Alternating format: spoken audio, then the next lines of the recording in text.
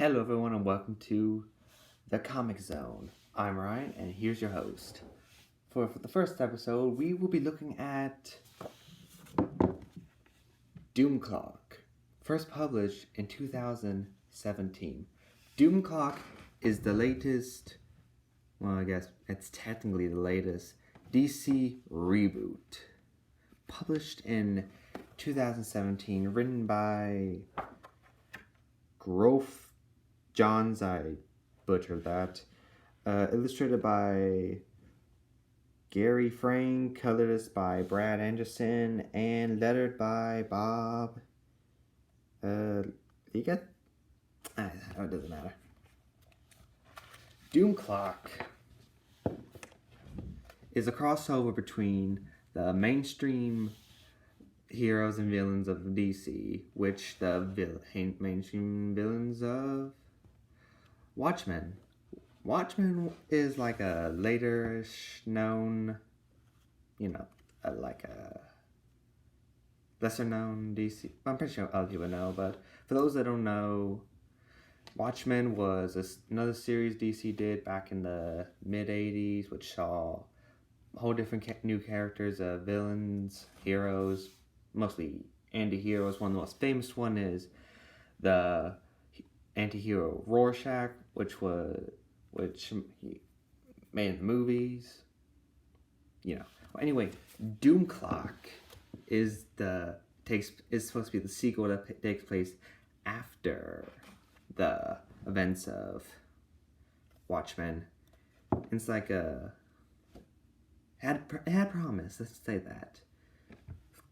Cover art depicting people protesting, which would be this guy here is actually a hero from Watchmen named Ozymandias.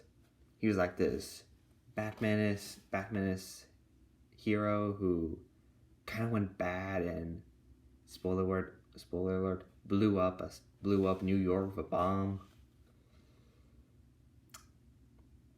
Sad. Most for the people, not him though. Anyway, in the back cover, it shows the clock. See, in the end of every Watchmen comic, there was a clock that came down. Each issue would have the clock's hands move towards the 12, which would have been the Doomsday. Since Watchmen probably, they watched the time. But for the top here, it had the S symbol for the Superman. This was supposed to be because in the Watchmen series, there's this character named Dr. Manhattan, a blue naked guy with like a tattoo-ish thing here. Well, his whole thing was there going to be a lead up to something with Superman. Actually, in the near end, it has this Superman scene. So it had some kind of reimagining of the Smallville incident. And this one, it killed his parents. But anyway, to sum up the first issue of Doom Clock, it opened up with riots. Because apparently, after Ozymandias took hold of everything, he kind of screwed the pooch and wrecked everything.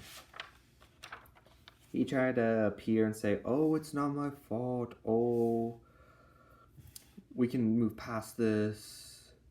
But no, it didn't, and it won't. Later on, it was revealed that he had this cancer in his brain, but we'll get back to that in another episode. Story moves quickly on to a prison where a Rorschach has broken in. Now, for those who are diehard fans of the Watchmen series, you would know that the original Rorschach died at the hands of Dr. Manhattan, which is the blue guy.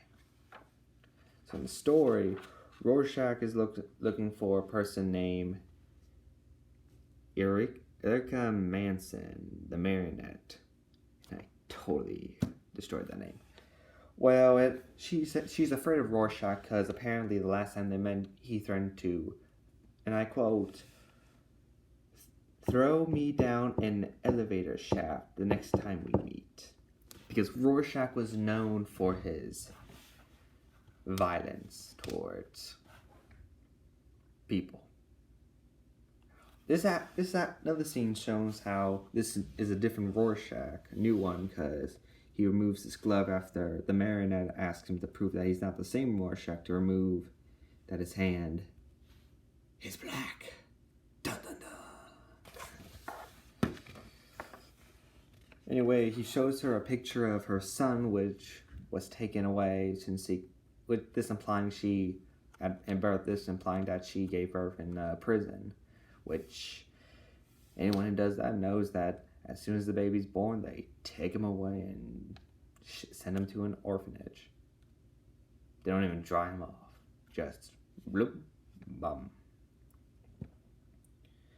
Well, Rorschach wants her to leave with him to some unknown destination, but she says no about her husband. Rorschach is against this, but he lets her because she wasn't going anywhere. His name is Marcus Miaz. He is known as the Mime. The marionette and the mime.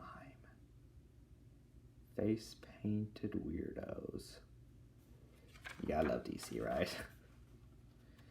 Next scene shows that this guy, the mime, is either mute or refused to talk.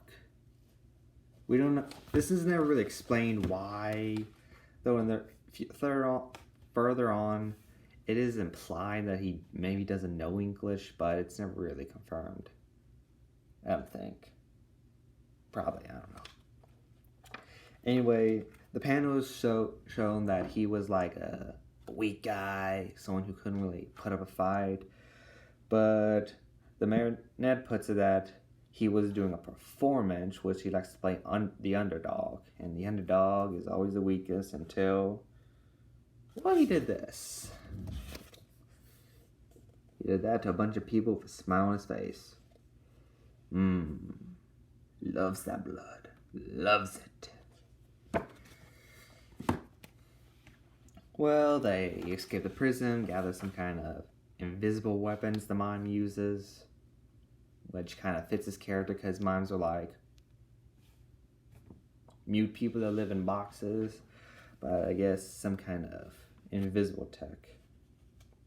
Anyway, they escape to a sewers where they hold him at like, I guess, gunpoint and demand him to take him where their kid is. He refused. Then they kind of let it slide and continue to the old hideout of the Owl Man, where the Owl Man is, and where Ozymandias, remember this guy? The leader that blew up a city? Well, he's waiting for them with kind of like this weird cat-looking thing. Anyway, he explains to them that they're going to find Dr. Manhattan, where he's recruited Rorschach, and he's gonna save the world and make a big old start over. And in another world, which I showed you later, Clark Kent, the Superman, is having a dream back to a flashback in Smallville, because in this timeline, Clark Kent's parents, Jonathan and Martha Kent, died in a car crash on the night of his senior prom, where he was still like a teen, which he'd be Superboy. Well, anyway, the comic book ends with Clark waking up to Lois, and she's saying that he had a bad dream and nothing happened. Well, his parents died, so it did happen. But he ends it by saying, I don't think I've ever had one, implying he's never had a bad dream. You lying, buddy. You lying.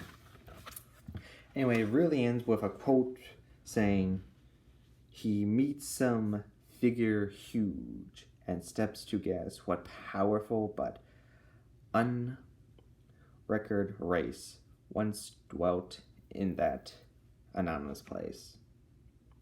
Ozymandias A. Smith. Not his name, I totally butchered that. And this actually is dedicated to Ben Ween. Dedicated. The end is just like news clippings from their world. The lie, the great lie. The great lie Ozymandias played on them. Then it had a few pictures. This guy was the original Rorschach. Some other people. A menu in case you're hungry. You want to eat.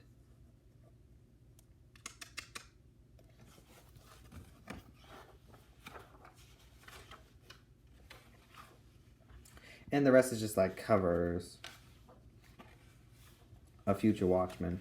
Okay, so that was Doom Clock #1, the DC crossover with Watchmen.